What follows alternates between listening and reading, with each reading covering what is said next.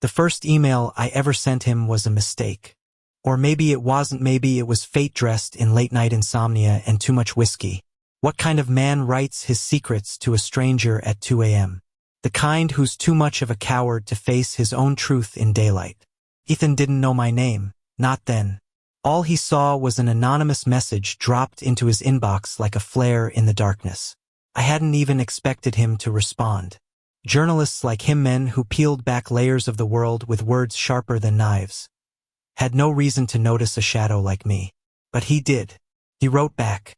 And that reply, short, biting, cynical, lit a fuse I didn't know existed inside me. Ethan Grant was not just any journalist. In New York City, his name carried weight, ink-stained by years of stories that weren't just reported but lived. People said he was fearless, relentless, that he chased truth even when it left him bleeding. What they didn't say, at least not publicly, was that once, someone had broken him so thoroughly it seeped into his sentences.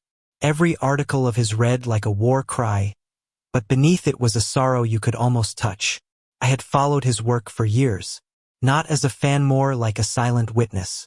His words made me feel less alone, though he never knew I existed. That night, when I hit send, I wasn't writing to a famous journalist. I was writing to a man I thought might understand what it was like to be haunted. "You don't know me," I began. "But tonight I feel like if I don't tell someone, I'll disappear." The back and forth started slowly. He was skeptical, sharp. His replies were often a single line, sometimes cruel, sometimes oddly tender. I told him things I never told anyone about the suffocating silence of growing up in a town where boys like me were taught to hate themselves, about the scars left by a love that had once promised forever and ended in betrayal. He never gave me his name. He didn't need to. I already knew. And maybe that made me the liar. Still, I couldn't stop. His words began to shift.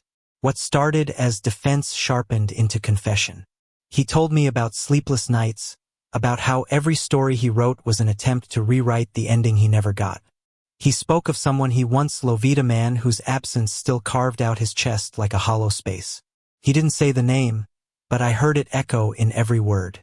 For weeks, our emails became a midnight ritual. I lived for the ping of his replies, for the way his sentences cut through the darkness of my apartment. It was dangerous, intoxicating. I was falling for him, falling for a man who didn't even know my face. The first time I saw him in person was an accident. It was a Thursday evening, pouring rain in Brooklyn. I ducked into a bookstore for shelter, shaking water from my hair. And there he was, Ethan Grant, standing in the aisle with a coffee in one hand and a book he wasn't really reading in the other. He looked exactly as I had imagined. Older than his years, shoulders tense as though carrying the weight of invisible battles. His eyes were guarded, but when they lifted briefly, meeting mine across the room, something electric passed between us. He didn't know me, not as the stranger in his inbox, but I knew him too well. I wanted to walk up to him, to say something, anything. Instead, I hid behind the shelves, heart pounding, ashamed of the lie I was living. That night, I didn't email him. The silence stretched, heavy. Then, at 1:43 a.m., his message arrived. "You're quieter tonight. Did I scare you away?" It should have ended there. I should have confessed, should have pulled the curtain back and let him see me. But fear is a coward's currency, and I had been rich in it my whole life. Instead, I wrote back, not scared, just wondering if people like us ever get to be happy. His reply came minutes later. "People like us don't ask for happy. We ask for survival." That night I cried, not because of what he said, but because of how much I wanted to prove him wrong. 2 months passed. 2 months of midnight emails, of truths and half-truths, of secrets stitched into sentences neither of us dared speak aloud in daylight. Somewhere in that fragile space between words, we became something neither of us named but both of us felt. And then, one night, he wrote, "Do you ever wonder what it would be like to meet?" My hands shook as I typed. Every night. The meeting was inevitable. Dangerous, but inevitable. We chose a quiet cafe in the East Village, the kind of place where anonymity still had a chance to breathe. I arrived early, palms damp, rehearsing lies I would tell if he asked how I knew him. When he walked in, the world tilted. He looked different in daylightless, untouchable, more human. His eyes found mine, and for a moment I thought he recognized me. But he didn't. "Are you?" he began, voice hesitant. "The one?" "Yes," I said. My lie burned in my throat, but his smile made it worth it. For hours we talked, not as anonymous ghosts in the night, but as two men daring to be seen. He laughed, he laughed, and it was the most beautiful sound I had ever heard. The heaviness in his eyes lifted, if only for a moment. When he touched my hand across the table, it felt like coming home. But I knew the truth I was hiding was a time bomb, ticking louder with every heartbeat. And when it went off, it wouldn't just break me. It would break him. I should have told him the truth that first night in the cafe. I should have looked Ethan in the eyes, taken a breath, and said, "It's me. I've been writing to you all this time. I know your pain because I've been inside your midnight thoughts." But the words stuck in my throat, choked by fear. Fear that, if he knew the whole story, he'd walk away before I had the chance to show him what it could mean to stay. So I smiled instead. Smiled like a thief pretending he owned what he had stolen. Over the next weeks, the cafe became our place. Ethan would order black coffee, bitter and strong, while I preferred mine drowning in cream and sugar. He teased me for it. "You don't even drink coffee," he'd smirk, stirring his own cup. "You drink dessert. And you drink liquid punishment?" I shot back, earning that laugh again, the one that made my chest ache with something dangerously close to love. We talked about books, movies, politics.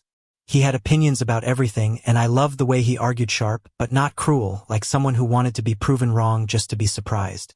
But beneath the banter, beneath the flickers of something almost romantic, there was still the silence, the one carved out by all the things I wasn't telling him. Every night I still wrote him, still hid behind that anonymous inbox. And he still replied. Neither of us acknowledging that the words we poured out in the dark were far more intimate than anything we dared say in daylight. It was madness, this double life. By day, we were two strangers fumbling toward friendship. By night, we were soulmates bleeding into each other's sentences. How long did I think I could keep it up? One night in late November, the truth almost slipped out. We were walking along the East River, the city glittering against the water. It was cold, his breath clouding the air between us, his hands shoved deep in his coat pockets. "Do you ever feel like you're living two lives?" Ethan asked suddenly. His voice was quiet, almost lost to the wind. My heart seized. "Two lives?" He nodded, staring out at the dark water. "Like, there's the version of you everyone sees. The version that goes to work, makes jokes, pays bills. And then there's the other one. The one that comes out when you're alone at 2 a.m., when no one's watching. That version is the real you, but it's the one nobody knows." The irony almost killed me. He was metascribing us. I wanted to scream it. "I'm the one you write to at 2 a.m. I'm the shadow that knows your real self." But instead, I swallowed the truth and whispered, "Yeah, I know what you mean." He turned to look at me then, his eyes searching mine, as if he sensed the storm I was holding back. For one wild second, I thought he knew, but he only smiled, small and tired, and said, "Guess we're both living in halves." December brought snow, and with it, a shift I couldn't ignore. Ethan grew softer with me, less guarded. He stopped pretending he wasn't lonely. One evening, we sat in my apartment for the first time. He'd brought a bottle of wine and a book of poetry, of all things. I laughed when he handed it to me. "Poetry? I thought you were all facts and hard truths." His eyes lingered on me, warm in a way that made my stomach flip. Even cynics need beauty sometimes. We read to each other that night, words of Rilke and Whitman filling the room like confessions neither of us could make in our own voices. At some point, the wine ran out, the book slipped to the floor, and his hand brushed mine on the couch.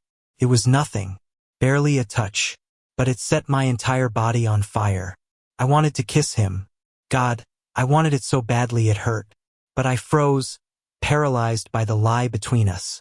Because how do you kiss a man who doesn't know he's already kissed you 100 times in the form of words on a screen? So I pulled away, and the flicker of hurt in his eyes nearly undid me. That night, his email was sharper than usual. You're holding back. I can feel it. You don't trust me. I stared at the words for hours, tears blurring my vision. He was right, but the truth was crueler than he could imagine. So I wrote back the only thing I could. It's not you I don't trust. It's myself. The cracks began to show after New Year's. Ethan's past had a way of clawing back into his present. He didn't talk about it often, but when he did, his voice carried a weight that silenced me. There was someone, he confessed one evening, staring into his untouched drink at a bar. I thought it was love, real love, the kind you give your whole life to, but it wasn't. It was just another lie. I wanted to ask, was it the lie that broke you, or the person? But I stayed quiet, because I knew too well what it meant to love a ghost. Instead, I asked, do you still think about him? His jaw tightened. Every day. Not because I miss him. Because I can't stop asking myself how I didn't see it sooner. Something in his eyes told me the wound hadn't healed. And in that moment, I understood why he guarded himself so fiercely, why even my laughter couldn't fully reach him. He wasn't just afraid of being hurt again. He was afraid of believing. It was mid-January when everything began to collapse. We were walking back to his apartment after dinner, the snow crunching beneath our boots. He looked at me, sudden and raw, and asked, do you ever wonder why you and I found each other? Out of all the people in this city, why us? My breath caught. All the time. He stopped then, turned to me with something fierce in his gaze. Maybe it's because we were meant to. And before I could think, before fear could build another wall, his lips were on mine. The kiss was gentle at first, tentative, as if asking permission. Then hungrier, desperate, as though he'd been holding it back for years. I melted into him, into the warmth of his mouth, the trembling of his hands against my face. For one perfect moment, the lie didn't matter. For one perfect moment, it was just us two men who had been living in halves finally fitting together. But when the kiss broke, when I saw the trust shining in his eyes, reality came crashing down like a tidal wave, because he was falling for me. For the me sitting across from him in daylight. Not the me who lived in his inbox at 2 a.m. And sooner or later, he would find out they were the same person. And when he did, I wasn't sure if he'd forgive me or if it would destroy him all over again. The night after our first kiss, I couldn't sleep. My lips still tingled with the taste of him, and yet my chest ached as though I had swallowed glass. Every email I had written him, every secret I had slipped into his inbox, all of it pulsed like a lie between us.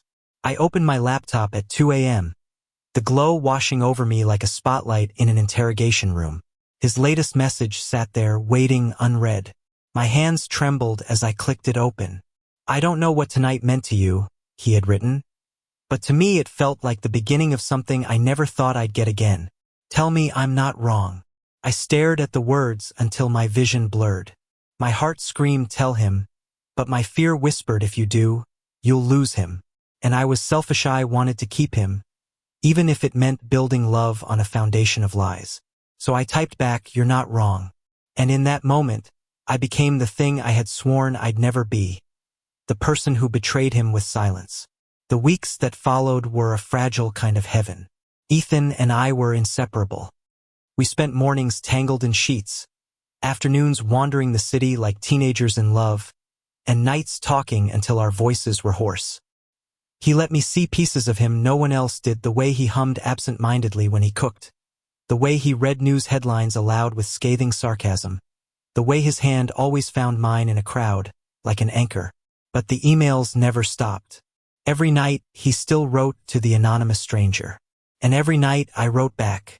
Sometimes, our conversations overlapped. Things he confessed to me in daylight appeared again in his midnight messages, stripped raw in ways he couldn't yet say aloud. It was as if there were two versions of Ethan, the man who kissed me in the sun, and the man who bled his heart into the dark. And he didn't know that both versions of him were already mine. The guilt was a constant weight, pressing heavier with each passing day. Every time he touched me, every time he smiled at me, every time he whispered "I trust you," it grew harder to breathe. Because I knew when the truth came out, it wouldn't just break the trust. It would break him. The unraveling began on a Tuesday. Ethan had left his laptop open on the coffee table, half-written article glowing on the screen, when he went to take a shower. I hadn't meant to look. God, I hadn't. But there it was, his inbox, open, unread messages waiting. My stomach twisted. My name, or rather, the name I used for my anonymous account, sat at the top. A new message from me, waiting to be read. I froze. If he opened it now, if he compared the words I wrote in daylight to the ones I wrote at night, he would know. Everything okay? His voice came from the hallway, casual, unaware. I slammed the laptop shut like it had burned me. Yeah, fine. But I wasn't fine. I was running out of time. That night, he asked me to stay over. We lay side by side in the dark, his arm draped over my chest, his breath steady against my skin. He whispered, "I feel like I've been waiting for you my whole life." I almost told him then, almost blurted out everything. But the fear was a living thing, coiling around my throat, stealing the words. Instead, I kissed him and let him believe the lie a little longer. The truth came crashing down 2 nights later. It was late. I was at his apartment, curled on the couch while he worked at his desk. The sound of his typing filled the silence, rhythmic and steady. I had my phone in hand, drafting another anonymous reply to his latest midnight confession. "You make me feel seen," he had written. "I don't know who you are, but you understand me better than anyone." My chest split open reading it. Better than anyone. Even me. I typed back, "Maybe that's because I know you more than you think." And then I froze. My finger slipped. Instead of hitting save draft, I hit send. The blood drained from my face. My phone screen glared at me, merciless. The message was gone out there, waiting in his inbox. And across the room I heard it. The unmistakable ping of a new email arriving. I looked up. Ethan had stopped typing. His gaze flicked to his screen, then back to me. Confusion clouded his features. Then suspicion. Then something sharper, darker. "Why?" he said slowly. "Does your phone buzz at the exact same time I get an email from him?" My mouth went dry. "Ethan, don't." His voice cracked like a whip. He stood so suddenly his chair clattered to the floor. "Don't you dare."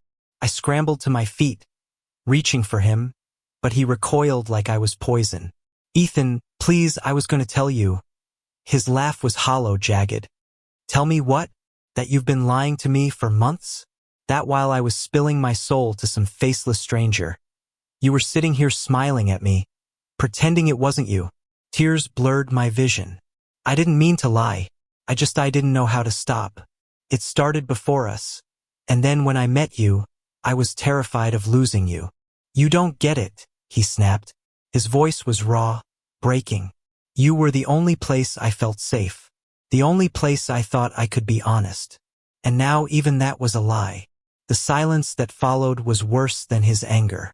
His chest heaved, his fists clenched at his sides, but his eyes looked hollow, betrayed in a way I had prayed I'd never see. Finally, he whispered, almost to himself, "You were supposed to be different." And then he walked out. The days after were a blur of emptiness. I sent him messages, dozens of them. Emails, texts, voicemails. He never replied.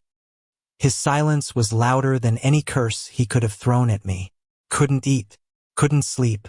I wandered the city like a ghost, retracing the places we'd been together, the cafe, the bookstore, the riverside. Everywhere I went, I saw him. And everywhere I went, I hated myself. I had wanted to prove him wrong, that people like us didn't just survive, we could be happy. Instead, I had become the very thing that reinforced his belief. A liar, a betrayal, another wound carved into his already broken heart. Maybe this was the ending we were destined for.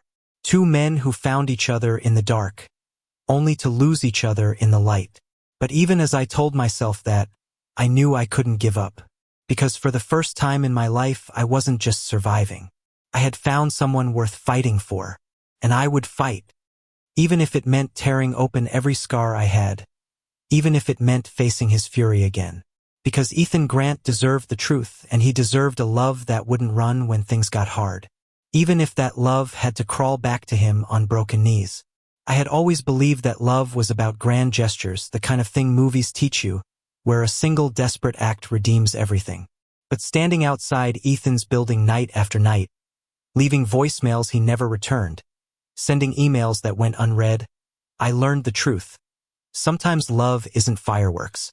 Sometimes it's persistence. Sometimes it's the quiet decision to keep showing up, even when the door never opens. By February, the silence had become unbearable. Friends told me to let it go, to stop torturing myself.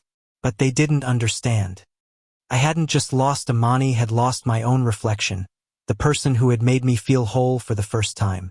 One freezing evening, I sat at the cafe where we used to meet. The same chipped wooden table, the same bitter coffee. I wrote him one final email, not as the stranger in his inbox, not as the coward who had hidden for months, but as the man who loved him. Ethan, I lied because I was afraid. I lied because I thought if you knew the truth, you'd walk away. And I was right, you did. But I can't live in a world where you believe you're unlovable. You are the bravest, sharpest, most beautiful man I've ever known. If you never want to see me again, I'll accept it. But if there's even a small part of you that still wants us, I'll be here. Always. At the table where we began. I hit send. And then I waited. Hours passed. The cafe closed. Snow fell against the windows. I stayed until the lights flicked off and the chairs were stacked. He didn't come. The next morning, I dragged myself through work, half alive. I told myself it was over, that he had chosen silence. But when I returned home, something stopped me dead in my tracks. An envelope lay on my doorstep. My name written across it in his handwriting. My hands shook as I tore it open. Inside was a single piece of paper. Tonight, 10 p.m. The rooftop. My heart almost burst out of my chest. I got there early, climbing the cold iron stairs to the roof of his building. The city stretched endlessly around me, glittering with lights, 1,000 stories unfolding in every window. The wind bit at my skin, but my body burned with nerves. At exactly 10, the door creaked open. Ethan stepped out. He looked exhausted, older somehow, like the weight of the world had pressed harder on him these past weeks. His eyes locked on mine, and for a moment, neither of us spoke. The distance between us felt like miles. Finally, he said, "You broke me." The words gutted me. I wanted to fall to my knees, to beg forgiveness, but I forced myself to stand tall. I know, and I'll regret it for the rest of my life. But I also know I love you, Ethan, and I'd spend forever proving it, if you'd let me. His laugh was bitter, but soft. You think love erases betrayal? No, my voice cracked. I think love survives it, if it's real. He stepped closer, the wind tangling his hair, his face etched with something between anger and longing. Do you have any idea what you did to me? Those emails. They were the only place I was honest. And you were there, smiling at me, knowing it was you. Do you know how small that makes me feel? Tears blurred my vision. Not small. Human. Ethan, you don't scare me with your scars. You don't scare me with your past. I didn't want to lose you before I even had you. And I messed everything up because of it. For a long time, silence stretched between us. The city roared below, indifferent to our small tragedy. Then, quietly, he asked, "Was any of it real? The things you wrote at night, the things you said in the day, was it ever the truth?" I took a step toward him, heart hammering. Every word. Something shifted in his eyes then. The hardness cracked just a little, just enough for the man I knew, the man who had once trusted me, to flicker through. He whispered, almost to himself, "I hate that I believe you." I dared to reach for his hand. He didn't pull away. His fingers trembled, but they closed around mine like they remembered the shape of it. And then, finally, he broke. His forehead pressed against mine, his voice raw with all the nights we had lost. "I don't know if I can forgive you. Not tonight. Maybe not tomorrow. I'll wait," I whispered. For as long as it takes. His lips brushed mine then, tentative, fragile, like a man testing the ground after an earthquake. And when the kiss deepened, when his arms finally wrapped around me, it wasn't fireworks. It was something steadier, something stronger. It was survival turning into hope. The months that followed weren't easy. Trust doesn't rebuild overnight. Sometimes he woke in the middle of the night, pushing me away, haunted by doubts. Sometimes we argued, sometimes he shut down completely. But I stayed. I wrote him letters instead of email-serial ones on paper he could hold. Words that didn't hide behind a screen. And slowly he began to believe again. We returned to the cafe. We returned to the riverside. We created new rituals, cooking together on Sundays, reading aloud before bed. And though the shadow of the lie still lingered, love grew in its place, patient and persistent. One spring morning, months after the rooftop, Ethan handed me a sealed envelope. My chest tightened, fearing the worst. Inside was a single line. "You're not just my midnight anymore. You're my every hour." I looked up, tears spilling, and he smiled a real smile, unguarded and soft. "You once told me love survives betrayal if it's real. I guess we're proof." And in that moment, standing in the sunlight of a city that had once swallowed us whole, I finally believed him. Because love wasn't just what we found in the dark. It was what we built in the light. And this time we weren't hiding. We were finally free. Thank you for listening. If you find it interesting, please like and subscribe to follow the next stories.